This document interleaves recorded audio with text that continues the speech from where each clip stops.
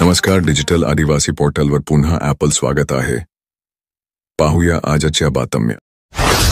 नवापूर तालुक्यातील भादवड येथे विसरवाडी येथून नंदुरबारकडे भरधाव वेगात जाणारी रुग्णवाहिका अनियंत्रित होऊन घरात घुसल्याची घटना बुधवारी सकाळी 11:30 वाजेच्या सुमारास घडली.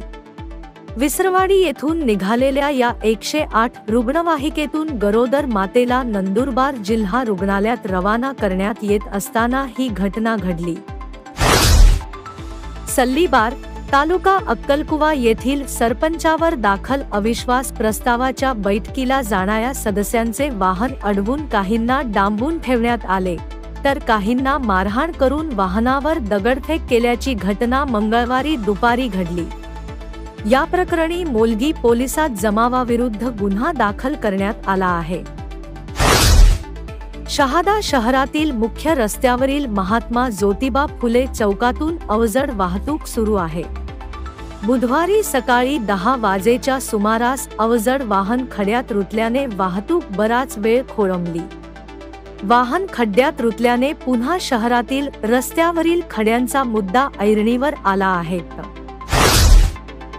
तळोदा तालुक्यातील मोड ग्रामपंचायत कार्यालयात एकात्मिक आदिवासी विकास प्रकल्पांतर्गत धरती आबा जनभागीदारी अभियानांतर्गत नागरिकांना विविध शासकीय दाखले वितरित करण्यात आले.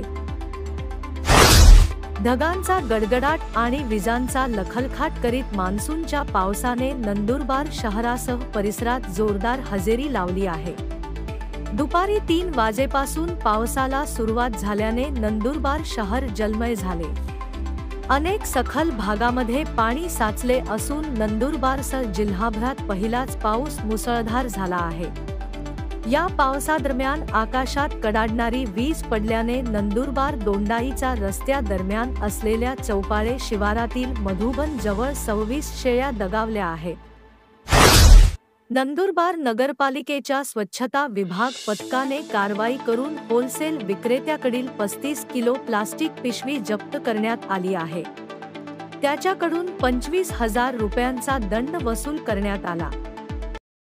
अशाच नवनवीन बातमीसाठी आपल्या YouTube चॅनल डिजिटल आदिवासी पोर्टलला सबस्क्राईब करून घ्या.